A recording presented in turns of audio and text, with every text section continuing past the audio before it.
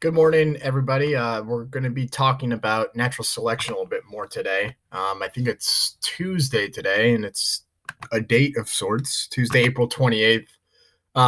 Before you watch this video, make sure you do the one from yesterday, the Cosmos episode, in which they talked a lot about dogs. I think I'm feeling light blue today because I want to start. We're going to just go over a couple examples today of natural selection, and I want to start with dogs because I think that's a really cool example. And it's pretty interesting to think about how we could possibly get from this is a gray wolf right here to a Shih Tzu, which is this right here, to think that they came from, I guess, to think that this came from that is hard to believe because I don't know about you, but Shih Tzus just look like they're kind of strange to me. I'd much rather have a gray wolf than a Shih Tzu, but no disrespect if you're a Shih Tzu lover, I guess.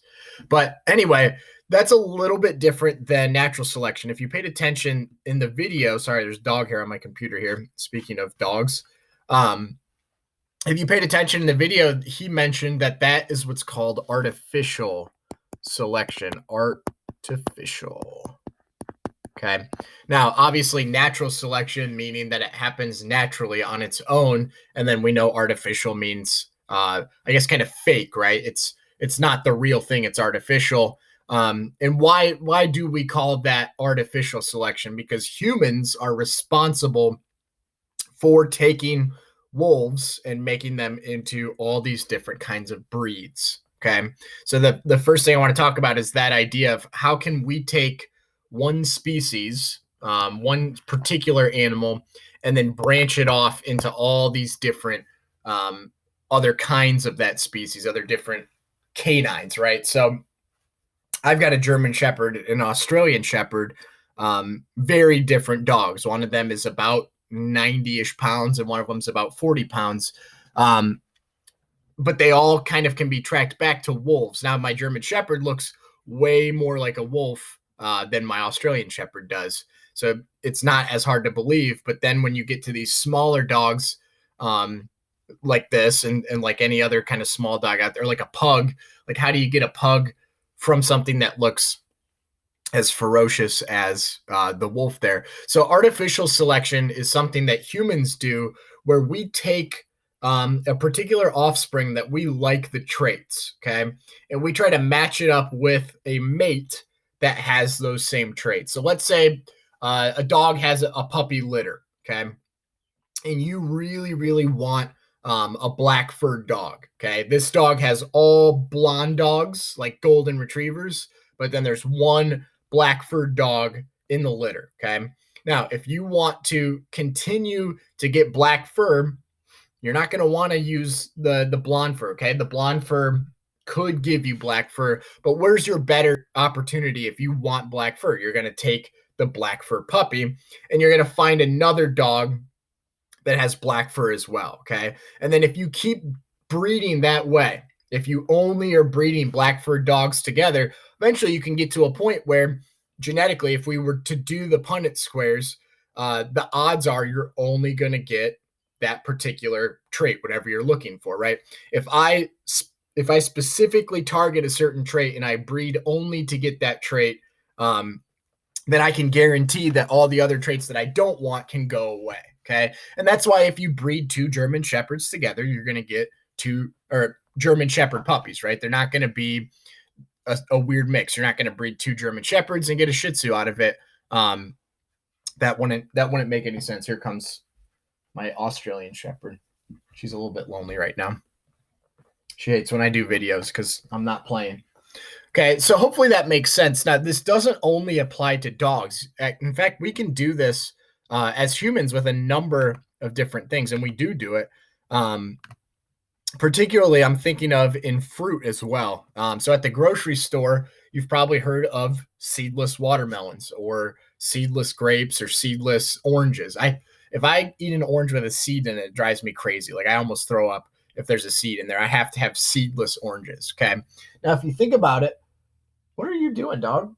If you think about it, oranges, fruits, any fruit out there, it doesn't make sense to not have a seed, right? What's a seed for? It's for making more of that fruit. Okay. It's the reproductive structure. So why would a fruit be created that doesn't have any seeds in it or has very tiny seeds? It doesn't make any sense, right? That's not good for the fruit. So naturally, that wouldn't happen. So what farmers do is they take when they're kind of working on their crops. Say they are working on watermelons, they're going to look at their watermelons and they're going to look at the ones that have the smallest amount of seeds in them. Okay, and then they're going to look at the ones that have the smallest seeds. And then if you keep breeding watermelons together that have few seeds and have really small seeds, eventually you can get to a watermelon where the seeds are so insignificant that it's almost like they're not there at all. And we call that a seedless watermelon. Okay. Same with an orange. If you have a seedless orange, if you look carefully, you can find the seeds, but they are so tiny that you won't notice them while you're eating. It's not like the big, like it almost is like eating a pebble when you get one with a seed in it. So that's how you can come up with seedless fruits. It's not normal. It's not natural. That is all artificial selection. You take a particular thing that you like and you breed it with similar things. So that way you get all of those things. Okay. Now it's hard to believe that somebody would artificially want to create a dog like that out of a dog like this, right? I just, it's not for me. If you like little dogs like that, then I'm sorry, but that is not my favorite. I would much rather have the wolf. There's one more thing I want to talk about here in terms of examples. This one just came to me the other day. I thought it was pretty interesting. Let me switch to green for this so it'll make sense. There we go.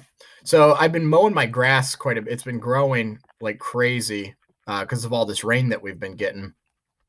And I noticed something pretty interesting while I was mowing it. So I'm going to make some grass here. Yeah, that'll do. And then I noticed that inside of my grass, as I'm mowing, let me draw my mower. This is going to be terrible. It's red though. It's a 0-turn mower. So it has like the big handles that you push to drive it. And then it's got this big old deck on it like this. And then let's see, here's me. This is my chair. This is the best lawnmower I've ever seen. Here's me sitting. Yeah, that's perfect. So there's these big blades under here and it's all adjustable. And I set it at 3 inches, and you can set it like 3.25, 3.5, 3.75, 4 inches. It's all sorts of adjustable. This like needs some wheels or something. I don't know. It's bad, but you get the point. So what I noticed the other day was when I was cutting the grass, there were a bunch of dandelions in the grass. Here's my dandelions. This is probably the most believable part of this picture. But I noticed something interesting. When I was driving over them, I wasn't hitting any of them with the mower. Like it wasn't slicing the dandelions up. Here's their stems. And I thought to myself, that is kind of odd. Why are they all so short that I can't hit them with the mower and chop their yellow heads off? And then it got me thinking, this is probably another example of natural selection, although this is a little bit more artificial because it's been my doing that did this. So think about it for a second. Why would all of the dandelions be shorter than where I set my mower blades? I've never set them lower than 3 inches. So think about this over time. What am I doing? I am killing all of the dandelions that would grow taller than 3 inches, right? As soon as they hit the 3-inch mark, they're going to get buzzed. And I mow at least once a week. So especially in the summer, the grass grows really quick. So I'm going to be wiping those things out quite frequently. Okay.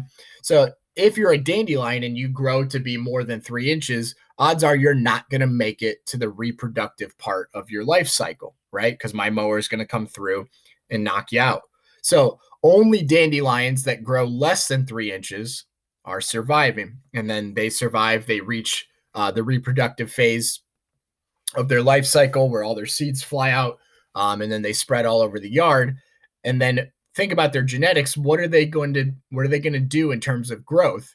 They're only going to grow to be less than 3 inches, right? Because if they grow more than that, They will die and they won't reproduce. So I've managed to artificially select dandelions in my yard to be less than 3 inches tall because if they don't live. Now, it's not 100%. I'm looking out at the yard right now. It's not 100% like this yet. There's still some that are growing taller. And so far, I've been wiping them out every time that I mow.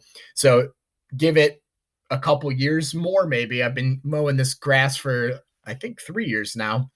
And I'm assuming that there will no longer be any dandelions that grow more than 3 inches because by mowing, I'm artificially selecting in favor of less than 3 inch tall dandelions. I hope that makes sense. But if you kind of think about that, it's weird that we have that type of influence on the environment around us with something as simple as mowing the grass. You are doing the process of natural selection. Now, again, it's called artificial selection if it's a human doing it, because it's not the earth normally experiencing that, but the same principles apply. Okay.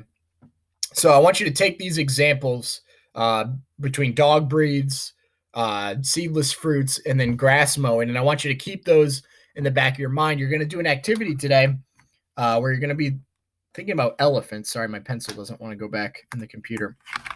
You're going to be thinking about elephants and kind of how they've changed over time because of human activity, because of poaching. And so keeping these 3 ideas in the back of your mind, I think will really help you out with that writing. That's all that I want to talk about today. I can't wait to see your writing pieces here because I really will. I'm hoping that this is all making sense. This is kind of the tougher piece of life. I guess the cell stuff was pretty tough too, but let me know if none of this makes sense. Shoot me an email. I'm always an email away.